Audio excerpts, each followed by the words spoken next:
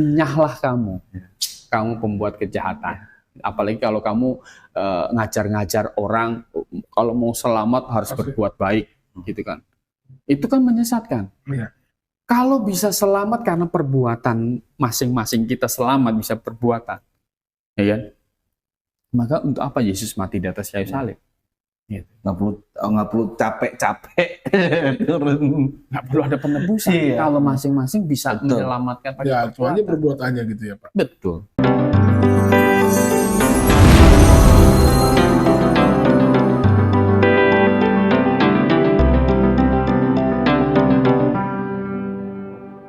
Baik, saudara, kita masuk ke bagian ketiga dari judul tema adakah keselamatan di luar Kristus. Kita punya moto yaitu ujilah segala sesuatu dan peganglah yang baik. Banyak pengajaran yang masing-masing mengklaim bahwa dirinya yang paling benar, gitu loh. Ini berasal dari Tuhan, tetapi kami tidak akan mengupas banyak pengajaran itu. Kita hanya concern kepada pengajaran yang ada di dalam Alkitab saja, Pak.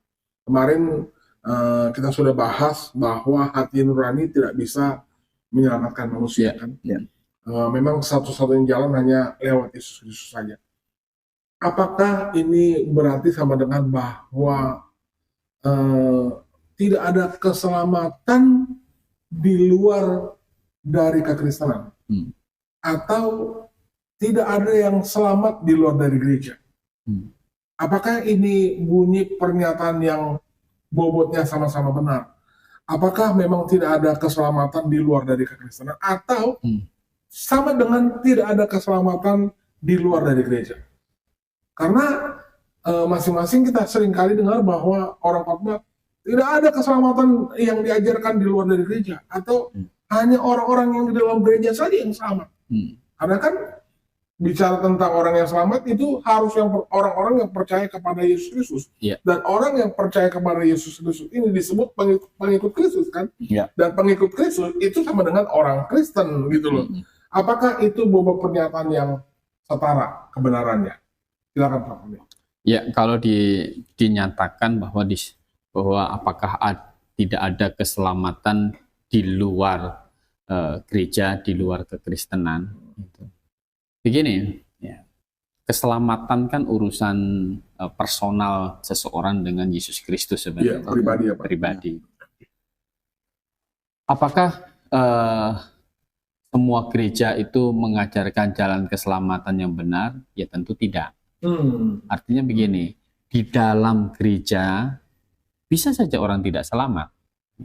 Yesus kan sendiri berkata, bukan setiap orang yang berseru kepadaku Tuhan, Tuhan, ya, akan masuk ke dalam kerajaan surga, melainkan dia melakukan kehendak Bapakku, kan gitu. Jadi apa itu kehendak Bapakku itu apa? Gitu. Kehendak Bapakku untuk diselamatkan itu kalau kita membaca Injil Yohanes pasal yang ke-6 itu, jawab Yesus kepada mereka, inilah pekerjaan yang dikehendaki Allah, yaitu hendaklah kamu percaya kepada Dia yang telah diutus oleh Allah. Iya, jadi ini hendaklah kamu percaya kepada Dia yang telah diutus oleh Allah. Ya, percaya. Gitu. Jadi kalau mengaku dengan mulut gitu kan, Tuhan, kan kata Tuhan Yesus, aku bernubuat demi namamu, usir setan demi namamu, mengadakan mujizat demi namamu. Tuhan bilang, nyalah kamu pembuat kejahatan. Gitu. Mengapa? Ini adalah orang yang tidak percaya Yesus dengan sungguh-sungguh. Kok kenapa nggak percaya? Mereka disebut nggak percaya Yesus, Pak? Kan belum Tuhan. Karena begini, kan Yesus pada akhir zaman. Pada akhir zaman itu berarti bukan bicara pada zaman Yesus. Bukan. Gitu, ya. Itu bicara bahwa nanti setelah Alkitab selesai ditulis, gitu, ada orang yang berseru-seru begitu, pakai nubuat, mengadakan mujizat demi nama Yesus, mengusir setan demi nama Yesus, tapi dihitung tidak percaya. Kenapa? Karena berarti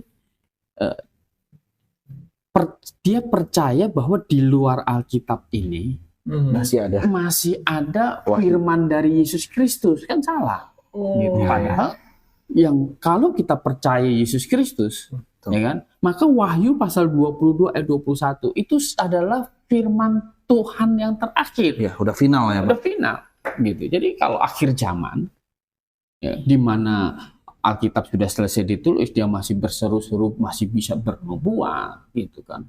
Mengusir setan dalam nama Yesus seperti rasul-rasul gitu kan. Jadi dia memposisikan diri dia itu pengganti rasul. Punya kuasa. Punya kuasa. Gitu. Dikasih otoritas dari Tuhan. Ini palsu gitu loh. Ini bukti dia tidak percaya kepada Tuhan. Gitu. Jadi tidak mungkin Tuhan zaman sekarang ini kasih nubuatan lagi. Betul. Kasih kuasa seperti rasul-rasul lagi kepada orang Kristen, bahkan sekalipun. Betul. Karena otoritas Tuhan itu kepada rasul itu adalah untuk mendongkrak firman Tuhan yang sedang mereka sampaikan. Waktu itu belum lengkap firman Tuhan yang tertulis itu. Gitu. Jadi setelah Yohanes itu rasul Yohanes terakhir, rasul terakhir, maka tidak ada rasul lagi. Gitu. Siapapun yang berseru-seru dapat firman Tuhan itu pasti palsu. Gitu. Maka Tuhan Yesus bilang, "Nyahlah, aku tidak mengenal kamu." Jadi yang menurut Yohanes 1:12 bagaimana, Pak? Karena akhirnya mereka bilang kan di Yohanes 1:12 sudah dibilang yang semua orang yang menerimanya diberinya kuasa menjadi anak-anak Allah. Ya kalau jadi anak-anak Allah berarti kan punya kuasa tuh kan katanya kan. Iya. Nah kuasa bapaknya bisa ngusir setan, ya anaknya ya pasti bisa kan. Anak ini gimana ini, Pak? Punya kuasa seperti bapaknya. Iya. Itu kuasa menjadi anak-anak Allah. Iya. Tadinya kita sebelum kita percaya Yesus Kristus, ya kan, kita adalah bagian dari si jahat kan gitu kan. Nah kemudian setelah bertobat, percaya Yesus, maka kita ini diberi kuasa bukan menjadi Allah. Kalau dapat kuasanya kan kayak menjadi Allah. Ini diberi kuasa menjadi anak-anak Allah. Artinya apa? Kita bisa berkata kepada Allah itu sebagai Bapa kita, gitu. Itu adalah satu hak bagi kita orang yang berdosa, gitu kan, diselamatkan. Bisa menyebut Allah itu Bapa kita. Menyebut Allah itu Bapa Karena kita sudah diselamatkan. Berarti maksudnya kita jadi bisa berdoa meminta langsung kepada. Betul. Jadi makanya kan Tuhan Yesus itu adalah yang sulung di antara saudara kan gitu. Ya kita. Begitu. Ini karena penting pasalnya kan akhirnya kan orang menjelaskannya begitu. Saya tertarik dengan tadi loh Pak yang bernubuat, mengusir setan, menyembuhkan orang sakit demi namamu. Oke. Kalau akibat dari pekerjaan ini kan pekerjaan yang salah kan Pak. Yang melakukan itu bahkan Tuhan tidak kenal, pembuat kejahatan kan gitu. Bagaimana dengan hasil dari pekerjaan mereka ini yang akhirnya menuntun orang masuk menjadi orang Kristen? Ya. Karena ada banyak sekali kesaksian yang begini, Pak. Saya nggak mungkin keluar dari kekristenan. Kenapa? Begitu saya tanya, karena saya sudah ketemu dengan Yesus. Ya, gitu. benar. Kok kamu tahu itu Yesus? Karena waktu itu saya sakit dan saya bertemu dengan Yesus dalam penglihatan saya, melihat bahwa itu adalah Yesus, dan akhirnya dia berkata, "Sembuhlah kamu." Maka seketika itu juga, ya ini kesaksian ya Pak, bisa subjektif, bisa benar atau tidak ya, silakan diuji. Tetapi banyak orang yang karena kesaksian yang seperti ini, akhirnya mereka menjadi orang Kristen. Bagaimana iman mereka ini? Apakah itu bisa menuntun mereka kepada keselamatan? Ya, begini, orang-orang yang berkata, "Tuhan, bukankah aku bernubuat demi namamu, mengusir setan demi namamu, mengadakan mujizat demi namamu?" Kan begitu. Ya. Tuhan bilang, "Enyahlah kamu pembuat kejahatan." Ya kan? Mengapa? Karena doktrin keselamatannya juga pasti salah. Kayak gitu. Iman tentang keselamatannya juga pasti salah. Gitu. Mungkin dia berpikir bahwa dia merasa dia bisa sudah selamat kan dapat kuasa-kuasa itu. Kayak gitu. Ya, pada umumnya banyak yang mengklaim juga begitu, aktivis. Iya kan? Jadi sudah jadi aktivis. Dia selamat lewat perbuatan istilahnya jadi perbuatan dia. Bukankah kami bernubuat demi namamu? Gitu. Iya benar Pak ya. Usir setan demi namamu. Artinya apa? Konsep dia kecewa kenapa dia nggak selamat. Padahal saya udah bekerja untuk Tuhan kan? Gitu. Padahal sebenarnya dia merasa dia ini perbuatannya banyak kan gitu kan. Berarti dia mengandalkan perbuatan dia untuk selamat. gitu kan? Iya benar. Di samping dia itu menyesatkan karena Tuhan sudah tidak berfirman lagi, maka konsep dia diselamatkan itu juga salah. Artinya dia diselamat lewat usaha dia. Ya benar. Kan begitu. Dia merasa berjasa ya Pak. Dia merasa berjasa. Kok nggak selamat katanya? Iya benar. Itu kan sebuah kesalahan konsep di dalam bagaimana dia Walaupun diselamatkan. itu akhirnya menuntut orang akhirnya masuk menjadi orang Kristen gitu. Begini, yang bernubuat demi nama Yesus itu kan kalau ditulis dilihat, coba lihat KTP-nya kan gitu. Agamanya Kristen kan gitu. Tetapi Tuhan bilang ini nggak selamat ini. Berarti dia dalam pandangan Tuhan ya dia belum menjadi seorang Kristen. Iya, betul. Di KTP-nya dia Kristen, dia masuk gereja, kan? Oh, pasti dia melayani di dalam gereja. Ini Kristen KTP gitu. Oke, ini. Tapi sebenarnya secara personal, Iya. iman keselamatannya itu pasti salah. Iya. Gitu. Karena dia berkata dia mau memperkomborkan jasanya dia. Jasanya untuk diselamatkan. Oke. Kita bilang ini kita bisa terima. Kan tadi Pak Gembala Kurnia bahas terus soal pengajaran yang dilontarkan oleh gereja yang salah. Sekarang kita fokus ya Pak. Kita rubah kiblatnya ke gereja yang pengajarannya benar. Di mana gereja itu mengajarkan doktrin keselamatan yang benar, doktrin Alkitab yang benar, doktrin gereja yang benar. Apakah bisa dipastikan bahwa semua orang yang ada di dalam gereja yang benar seperti ini pasti selamat? Begini, kita manusia tidak bisa memastikannya, gitu kan? Kenapa? Karena persoalannya adalah keselamatan itu adalah keputusan pribadi.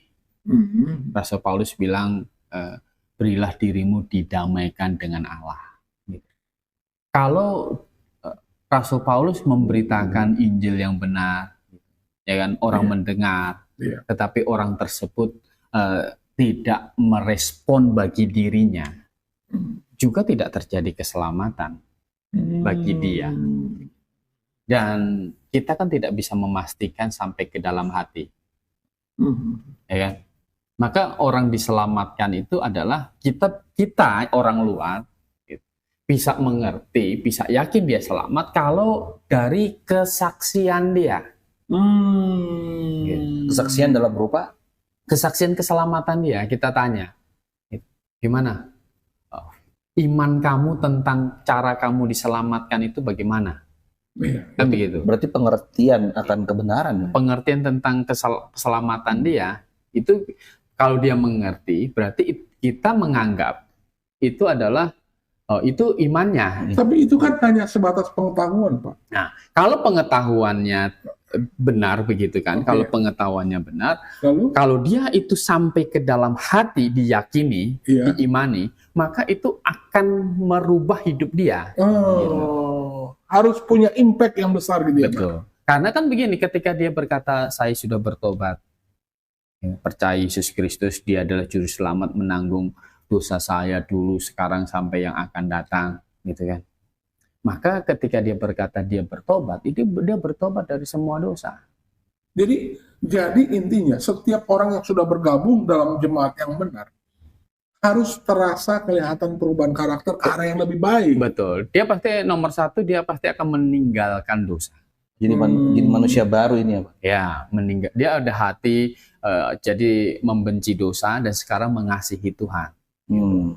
Tapi bukan berarti dia nggak bisa bikin dosa lagi.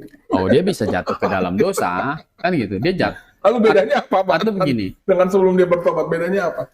Jatuh ke dalam dosa sama hidup di dalam dosa itu, kalau jatuh ke dalam dosa, ya, itu ibarat begini, kalau pemain bola lagi mau ngegolin, gitu kan, udah mau ngegolin gitu, itu diselengkat orang, gitu kan, jatuh, dia nggak seneng kan sebenarnya, udah mau ngegolin kan, gitu kan, gitu. Tetapi kalau dia cari penalti, gitu kan. Ya, cari penalti nggak disenggol kok jatuh. Gitu. Nah, jadi dia senang berdosa, itu senang. Gitu. Jadi kalau jatuh ke dalam dosa, sebenarnya dia nggak senang berdosa itu. Maka seperti ayam jatuh ke air. Dia akan bisa jatuh kan, Bisa. tapi akan segera keluar. Ya, akan betah ya Pak. ya. Tapi kalau masih hidup di dalam dosa itu kayak bebek jatuh ke air, gitu. Cari Bebek makan di situ, Pak. cari makan di situ, senang berenang di situ, dia. bahagia di situ. Nah itu bedanya. Gitu. Jadi kalau dia sungguh-sungguh mengaku diri dia adalah orang berdosa dan Tuhan sudah menanggung hukuman dosa dia, semua dosa dia di atas kayu salib, ya. Dan dia berkata Yesus itu juru selamat. Dia juru selamatnya pribadi, pasti ada dampak seperti itu. Rajin ke gereja, gitu, giat melayani, kan begitu dampaknya, gitu. Jadi kalau dia suami, dia pasti mengasihi istrinya, gitu kan. Makanya kalau orang bertobat sungguh-sungguh itu, dampak yang paling bisa dilihat adalah keluarganya akan mendapatkan dampak yang paling bagus. Oh, ada perubahan gitu ya, Pak. Keluarganya paling lihat kan gitu. Orang yang paling dekat sama dia. Betul. Gitu. Dia sudah nggak pernah ngomong kotor lagi, gitu kan. Dia nggak pernah bohong lagi. Nggak pernah bohong lagi. Bertanggung jawab dia. Akan begitu. Keluarganya paling tahu. Begitu. Artinya kesaksian hidupnya bisa dinikmati oleh yang banyak orang. Betul. Nah, itulah yang ada lagunya, makanya Yesus di dalam. Ada Yesus di dalamnya. Iya, betul. Iya. Seperti itu. Ya, jadi di gereja, ya kan, di gereja yang benar saja kalau orang nggak sungguh-sungguh bertobat dan percaya juga tidak diselamatkan. Sekalipun gerejanya itu udah mengajarkan pengajaran yang benar, Pak Riko. Tadi Apalagi di gereja yang salah ya Pak. Apalagi nggak pernah mendapatkan pengajaran yang benar tentang keselamatan, itu mustahil orang diselamatkan. Berarti memang yang diselamatkan itu sedikit sekali ya Pak. Ya, Tuhan Yesus pernah berkata begini, kalau anak manusia nanti datang, adakah ia mendapati iman di bumi ini? Ya, jadi kalau kita sudah diselamatkan, ya, maka tetap kita punya tanggung jawab besar untuk memberitakan, gitu, untuk mengajak orang. Berilah dirimu didamaikan dengan Allah. Dan juga jangan pura-pura selamat, itu kan bahaya. ditanya sudah selamat sudah, gitu kan. Tetapi di luar, gitu kan pas kita nggak lihat, gitu, sebenarnya cuma di mulut saja kan. Gitu. Itu iman bahwa Yesus Juru Selamat itu tidak diresapi, tidak dihayati di dalam hatinya. Maka dia tidak menjauhi dosa. Jadi tidak bertobat sungguh-sungguh. Berarti itu balik lagi ke personal masing-masing juga ya Pak. Betul. Artinya yang bisa mengetahui secara objektif ya subjek itu sendiri gitu ya, bahwa pribadinya apakah sudah sungguh-sungguh gitu ya Pak. Ya. Tetapi maksudnya mungkin Pak Kurnia menjelaskan bahwa kita pun sebagai orang yang di sekitarnya akan bisa melihat ada bukti-bukti nyata gitu ya Pak, dari perubahan-perubahan hidup yang lama ke hidup yang baru itu. Ya kalau tidak ada perubahan hidup, kalau dia ngaku selamat juga kita bisa berkata saya nggak percaya, gitu. Ya. Gitu. Saya nggak percaya. Ya bisa saja kan kita nggak percaya omongan dia kan gitu. Ya. Ya buktinya nggak ada bukti ya. Makanya Yakobus berkata bahwa kalau iman tanpa perbuatan mati, ya kan. Orang salah menafsirkannya begini, kalau begitu untuk selamat tambah perbuatan. Iya benar Pak, ayat ini sering dipakai Pak. Ini salah. Gitu. Jadi begini, kalau iman tambah perbuatan untuk selamat itu akan kontradiksi dengan Rasul Paulus di kitab Roma kan gitu. Jadi orang dibenarkan hanya karena iman. Jadi begini, kalau di dalam Yakobus itu adalah bagaimana kita melihat itu orang beriman, gitu. Jadi kita manusia menilai iman dari perbuatan dia, kan gitu. Karena bertobat berarti dia akan membenci dosa, bisa dilihat. Tetapi kalau Tuhan melihat seseorang itu beriman apa tidak, apakah Tuhan perlu bukti perbuatan? Tidak perlu ya Pak. Tidak. Dia tahu dari hatinya. Tuhan kan sampai ke dalam hatinya. Bayangkan penyamun di sisi Tuhan Yesus kan gitu. Nggak sempat berbuat apa-apa. Nggak bikin perbuatan apa-apa kan gitu. Iya. Tangannya dipaku. Tapi Yesus berkata, hari ini juga engkau bersama-sama dengan aku di Firdaus. Karena Tuhan tahu dia beriman sungguh-sungguh. Kalau butuh perbuatan bahaya ya, Pak. Kan gitu. Nah, kita iman tanpa perbuatan itu mati. Itu adalah bagaimana kita menilai seseorang itu beriman atau tidak. Gitu. Jangan iman tambah perbuatan, salah. Nah, ini bagus. Berarti perbuatan yang dilakukan oleh manusia setelah dia beriman dibutuhkan untuk menjadi kesaksian bagi orang lain. Ya. Jadi itu adalah bukti ya, Pak. Bukti Dia beriman. Pak, ini mantap ini, Pak. Jadi bukan perbuatan ditambah. Ya. Nanti kayak kecewa dia. Ya. Tuhan, bukankah saya sudah ke gereja? Kan gitu. Ini sering, Pak, tuh. Jadinya begitu. Udah kasih perpuluhan. Udah kasih persepuluhan, kata Tuhan, ya kan, kalau kamu bikin semuanya itu untuk selamat, Jadi nggak selamat malah. nyahlah kamu. Kamu pembuat kejahatan. Apalagi kalau kamu ngajar-ngajar orang, kalau mau selamat harus berbuat baik, gitu kan. Itu kan menyesatkan. Iya. Kalau bisa selamat karena perbuatan masing-masing kita selamat bisa perbuatan, ya kan? Maka untuk apa Yesus mati di atas kayu salib? Gitu. Nggak perlu capek-capek turun. Nggak perlu ada penebusan. Iya. Kalau masing-masing bisa Betul. menyelamatkan pakai Ya, perbuatan. soalnya perbuatannya gitu ya, Pak. Betul. Jadi tidak ada. Jadi nggak usah ada penginjil juga ya, Pak. Jadi kalau dikatakan di luar gereja tidak ada keselamatan, ya di dalam gereja juga banyak yang tidak selamat juga kalau imannya tidak benar. Ya. Jadi intinya adalah selamat itu bukan di dalam gereja atau di luar gereja. Atau bukan karena Kristen gitu ya, Pak. Ya. Tetapi orang diselamatkan itu adalah di dalam Kristus, Amin. bukan di dalam gereja. Baik. Gitu. Di dalam Kristus. Gitu. Baik. Gitu. Silakan, Pak. Saudara sudah mendengarkan part 1, part 2, dan part 3, di mana adakah keselamatan di luar dari Yesus Kristus. Berita tentang keselamatan itu sudah Tuhan berikan kepada manusia bahkan sejak saat Adam jatuh pertama kali ke dalam dosa. Dan memang orang diselamatkan hanya lewat Yesus Kristus saja. Di luar dari itu tidak ada jalan keselamatan. Adam bisa selamat lewat percaya kepada Mesias yang akan datang. Ya. Saya, Pak Kurnia, penyanyi Joshua, bisa selamat percaya kepada Mesias yang sudah datang. Gitu. Jadi jalannya hanya lewat Yesus Kristus saja. Dan yang paling penting adalah saat orang diselamatkan, seharusnya untuk menjadi kesaksian bagi banyak orang, dia harus merubah karakter menjadi semakin lebih baik daripada orang yang sebelumnya. Jika dia hidup betah di dalam dosa, saat dia sudah diselamatkan, maka dia akan membenci dosa dan dia akan terus-menerus berbuat baik. Demi apa? Demi menjadi kesaksian hidup bagi banyak orang.